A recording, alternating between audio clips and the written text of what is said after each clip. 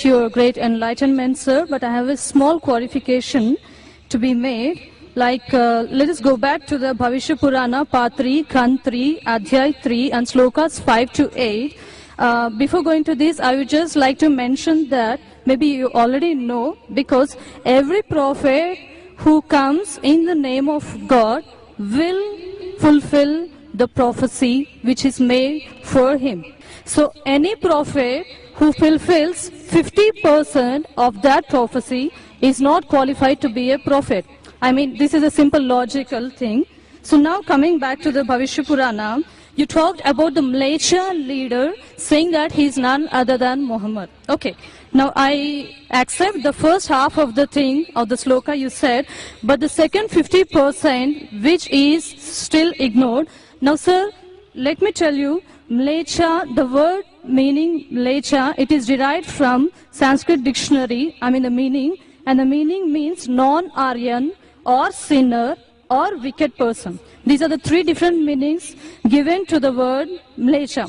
So according to this, can Muhammad be a sinner or a wicked person? The second part is, the second condition of the prophecy is that he will belong to Marusthal, and in Sanskrit, land of death, because Maru, I mean it is derived from Sanskrit, Mru. Mru is death.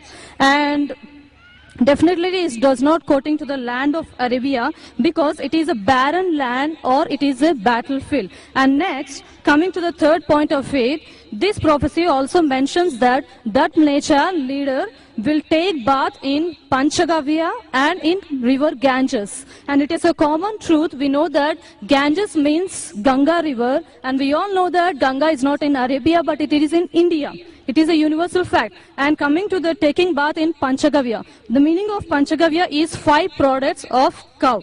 And the products of cow is milk, curds, ghee, urine, cow dung. And now sir, coming to this part exclusively, this prophecy must be fulfilled by Muhammad, wherein if you show me at least single reference from Quran, wherein Muhammad has taken bath in either, in all these 5 products, that is milk, curds, ghee, urine and cow dung, I am ready to accept Islam today. Thank you, sir. Sister has rightly said that if the prophecy that you give, if more than 50% is not fulfilled, then the prophecy is wrong. I agree with you, sister. I agree with you. And I will answer all your 3 queries. Let's see whether you accept Islam or not today.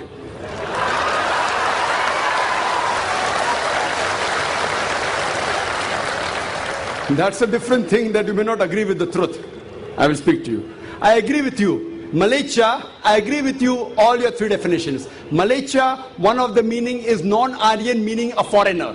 One of the meaning is sinner, one is a wicked person. That's the reason, like the Hindus, they call the Muslims as Malaysia. When they say that, they mean actually wicked and sinner. But the other meaning is also foreigner. As far as when I speak, when I quote from any scripture, while quoting and while taking the meaning, it's not necessary that if the word has got 4 meanings, then more than 2 meanings should be correct. No. Even if one is correct, the meaning is right. For example, the Quran says that don't have pig. Today, if you open the dictionary, one of the slang meanings for pig is a cop, means a policeman. So one meaning is pig, the other meaning is a policeman. But naturally the Quran and the Bible, when the Bible says in the book of Leviticus chapter number 11 verse number 7 and 8, in the book of Deuteronomy chapter number 14 verse number 8, and the book of Isaiah chapter number 65 verse number 2 and 5, when it says don't have pig, it doesn't mean don't have a policeman. If you are a student of comparative religion, if there are 10 meanings, even if one is correct, you have to choose the right one. 2 may be correct, 3 may be correct, all 10 may be correct. But even if one is correct out of 10, it can fulfill the prophecy. So here I agree with you, sister. Malaysia does mean non-Aryan. To Indian it will be a foreigner. And I said in my speech when I translated, a Malaysia means a foreigner. Now you want to go in the wrong way and say Malaysia means wicked here. That is a misunderstanding, sister. If you say the Bible says and the Quran says don't have a policeman, that means you're not a student of comparative religion, you are a novice. If any one of the meanings fulfill the prophecy, One more thing, if there's a doubt, there are 10 points I mentioned. All the others can't be refuted. Your second meaning, marustal. One of the marustal I do agree. Mar means death. But the other meaning of marustal in Sanskrit is a sandy track. You go back to the dictionary today and open. In our Islamic Research Foundation, we have a Sanskrit dictionary also, sister. I am a student of comparative religion. I do agree. One is a place of death. The other is a sandy track. So why are you taking the wrong meaning? That means you are going out of the way. So if you see the permutation and combination, all the other points I mentioned are 100% correct. Here also, you have to choose the right meaning. So one of the meanings of marustal means a sandy track or a desert. Coming to your third question. And you accepting Islam, inshallah. The third question that I mentioned in the prophecy, that Prophet Muhammad Sallallahu Alaihi Wasallam took a bath in the Panch Garv, in the Ganges. Now here we analyze that when we say, in the Hindu terminology, when you say bath in the Panch Garv, in the Ganges, it means to purify.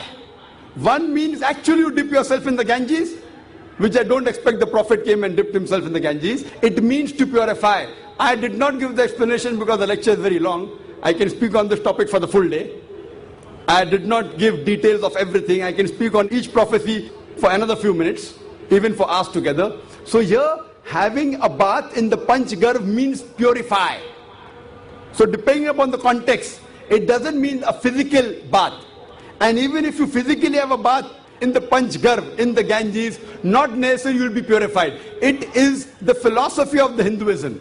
So here when the prophecy says that Prophet Muhammad, peace be upon him, had a bath in the Panch Garv, it doesn't mean he came here in the Ganges. It means that he was purified by Almighty God. And we believe that all the prophets of God, all, whether it be Moses, Jesus Christ, peace be upon them, and Prophet Muhammad Sallallahu Alaihi Wasallam, all of them were masoom.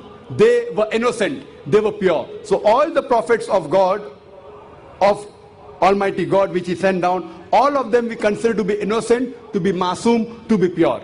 So this answers the question, and I hope inshallah you'll accept Islam, sister.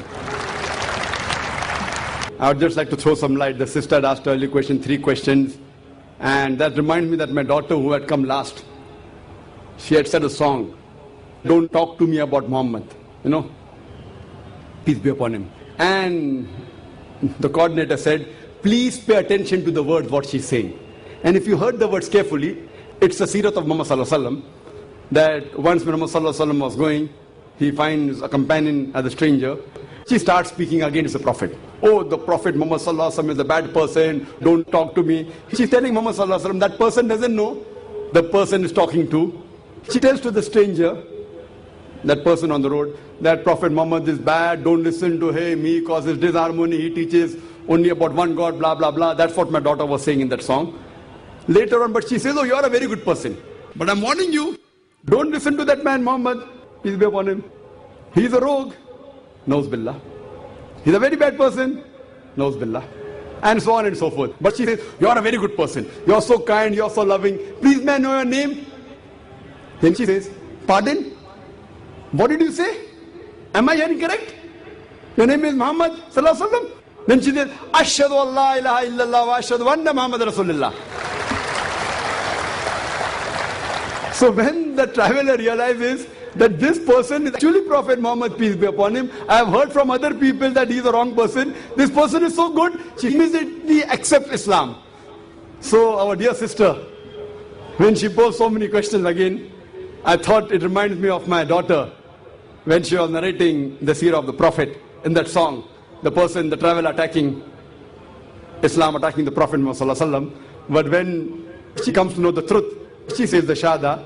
So inshallah our dear sister also will share the Shahada. And I really ask Allah subhanahu wa ta'ala to open her heart.